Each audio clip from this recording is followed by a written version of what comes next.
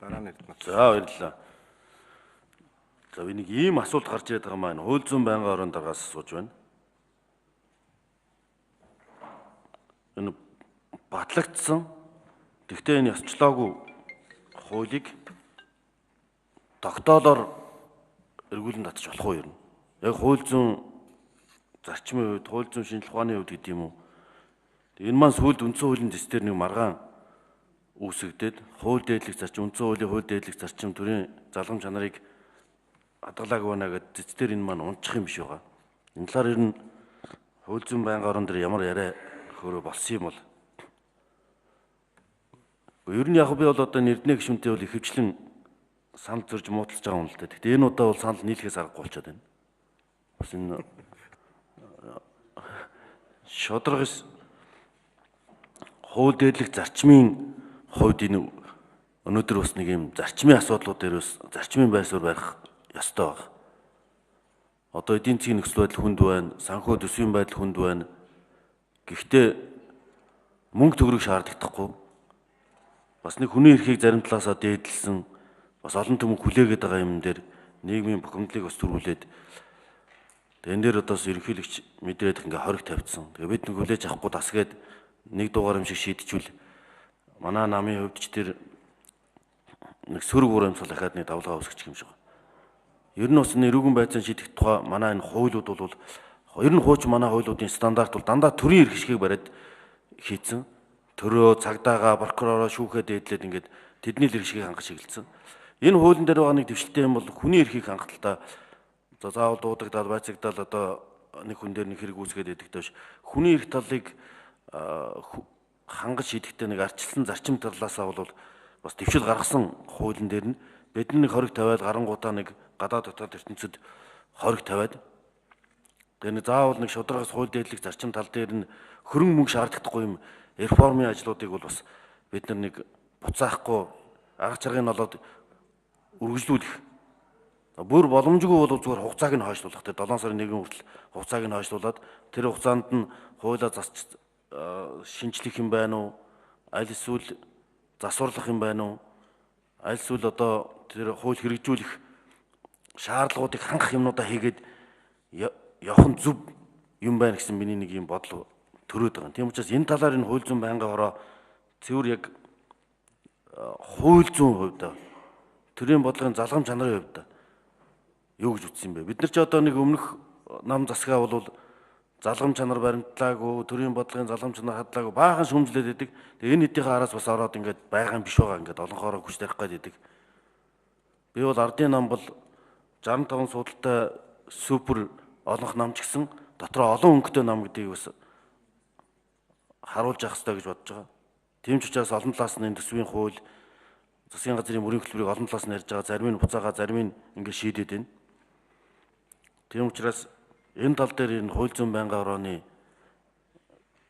дотор энэ асуудал яригдсан уу? Би хууль зүйн байнгын орон байдгүй учраас нарийн ширийн энэ асуумаар байна. Хууль хэрэгжүүлэхэд яг ямар хүндрэл учраад байгаа юм? Энэ талаар хууль зүйн байнгын орон тодорхой мэдээлэл Албанаас дарга хариулт өгье.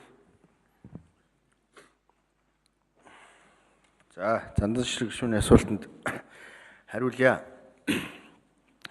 Тэгэхээр нэг ийм үе шаттай хууль явж байгаа маа. Нэгдүгээр энэ хууль боловсруулаад өргөн барьдаг нэг үе шат явна. Хоёрдугаар үе шатны хилцүүлэг гэж. Энэ дунд бүх одоо байнгын орооны 1 2 3 одоо чуулганы хуралдааны эхний хилцүүлэг гэдэг 1 2 3 дугаар хилцүүлэг гэж явж байгаа. Тэгээ 3 дахь үе шат үе төр батлах гэдэг процесс чинь өөрөө энд алга зохиос гадна бас эц төгсгөлтэй явж байгаа. Энэ албажуулах буюу албан ёсны болгож энэ ёсчлон тэр редакц найруулгын алдаа байгаа бол тэрийг засдаг. Энэ эцсийн найруулгыг сонсно гэдэг чинь зүгээр нэг техникийн ажил биш байгаа. Энд чинь бас энэний цаана хариуцлага явдаг.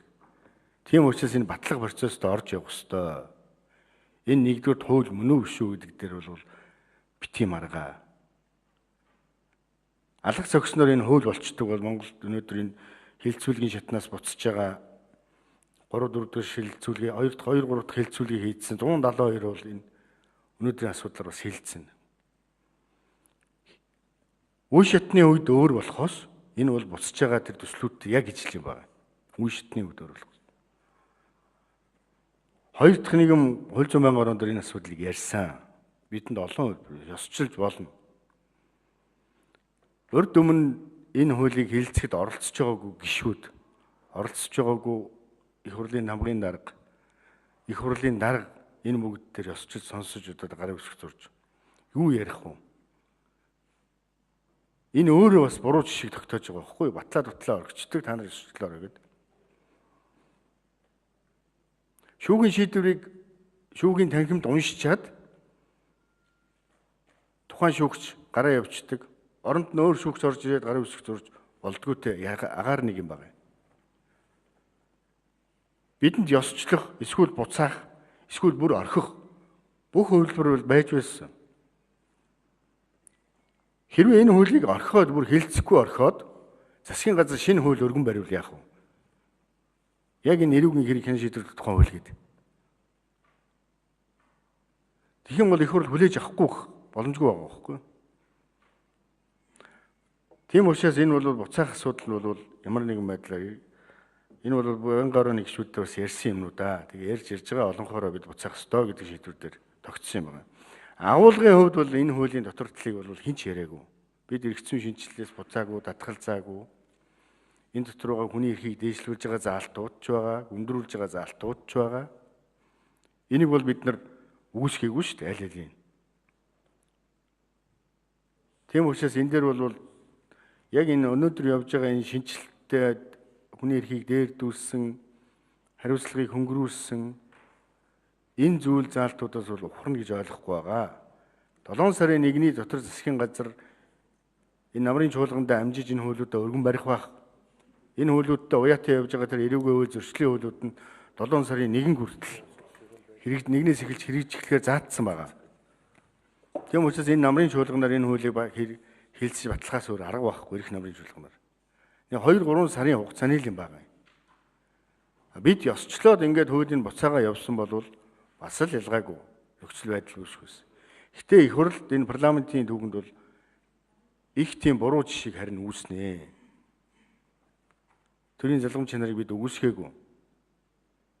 Өмнөх их хурлын хийсэн болгоныг бас энийг буцаах ёстой, тэр болох ёстой гэдэг тийм хандлагаар юу сандаагүй. Буруу жишийг тогтчихвээ гэдэг нэг зүйл. Их хурлын тэр хийх ёстой ажлаа дээр нот гişүн.